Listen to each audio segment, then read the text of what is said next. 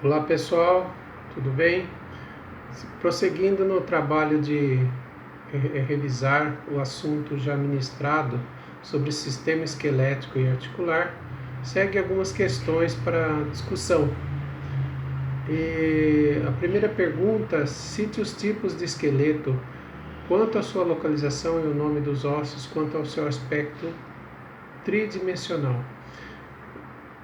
O esqueleto ele pode ser classificado de diversas formas.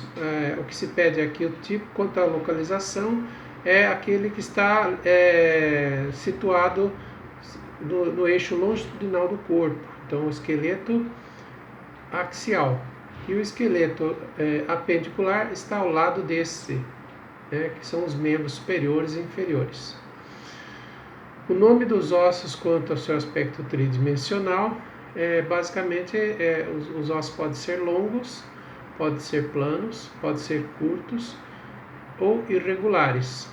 Então, os longos são ossos tubulares, os curtos são ossos em forma de cubo, os ossos planos são laminares e os ossos irregulares não se enquadram em nenhuma das estruturas geométricas. Na segunda questão, nós podemos ver, temos que desenhar a lápis um osso fêmur.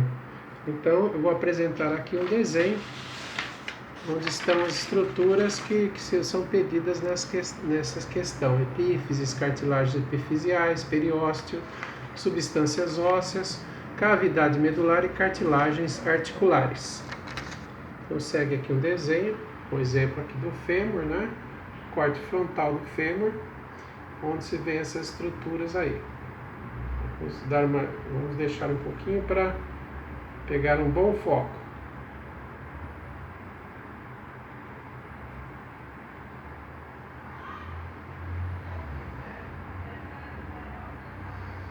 Passando para a próxima questão, cite dois exemplos, deixa eu pegar o foco. Cite dois exemplos de ossos articulados que sofrem o processo da sinostose no crânio, na coluna e no quadril. Então, os ossos que sofrem esse processo no crânio são aqueles que estão ligados por suturas, por exemplo. E também as sincondroses, como a esfênio occipital, pode sofrer o processo de sinostose. Essa sincondrose ela existe também em algumas partes e até mesmo entre as sínfises intervertebrais pode ocorrer, bem como no quadril entre os ossos íleo, isquio e pubis. Correto? A questão quarta: nomeie os ossos. Deixa eu voltar aqui um pouquinho. Nomeie os ossos da cintura, dos membros superior e inferior, respectivamente, bem como os ossos pneumáticos e sesamoideus. Cintura e membro superior, escápula e clavícula. Membro inferior, os ossos do quadril, que é íleo, isquio e pubis. Os ossos pneumáticos nada mais são que o temporal, maxilar, ou maxilas, etimoide, esfenoide e o osso frontal.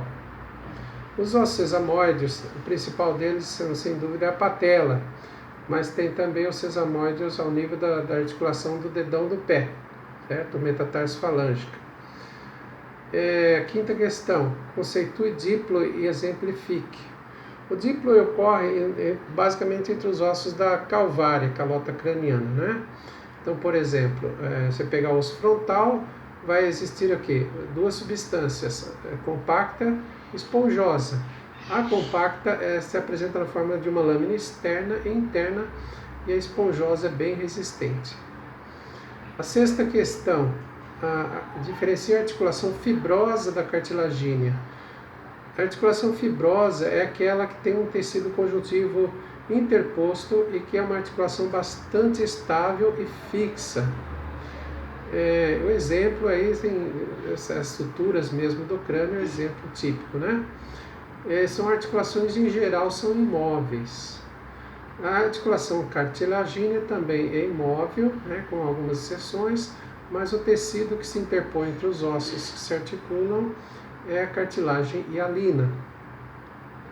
Nomeia as articulações sinoviais de artroses do esqueleto cefálico, do tórax, do pé e da mão. Então, as articulações sinoviais do esqueleto cefálico, o exemplo mais importante é a ATM, a articulação temporomandibular.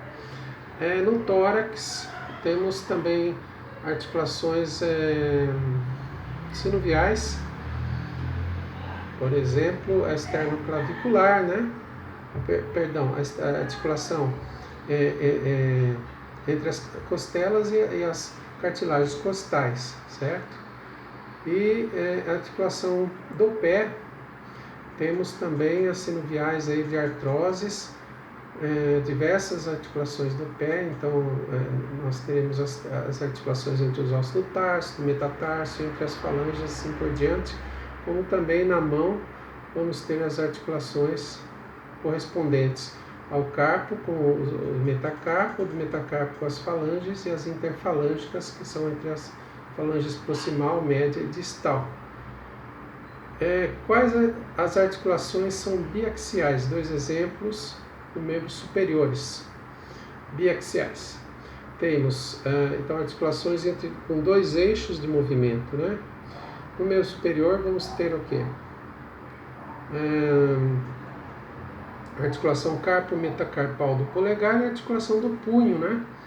Que é a radiocarpal, que é do tipo morfologicamente elipsoide. Nos membros inferiores vamos ter o joelho, que tem dois eixos de movimento, né? Principalmente flexão e extensão, mas é uma articulação elipsoide, bem como a articulação do primeiro artelho e com o primeiro osso do metatarso. Então, a articulação metatarso-falângica também com dois eixos de movimento. Aqui está faltando foco, só um instantinho, por favor. Vamos ver se aqui a gente vai trabalhando, dançando conforme a música, né?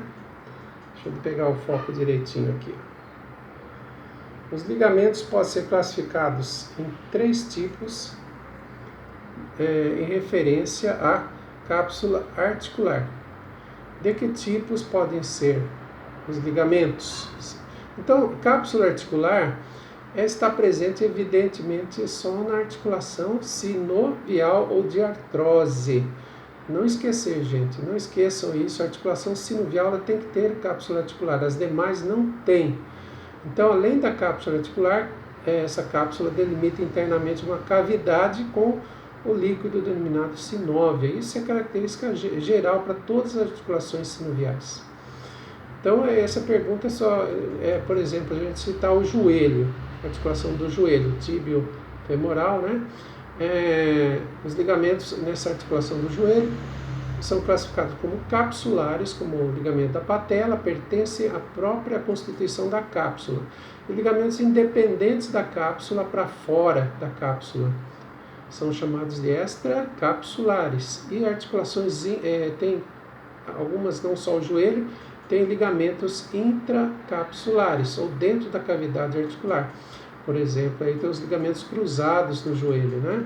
Então são intracapsulares. Beleza, gente?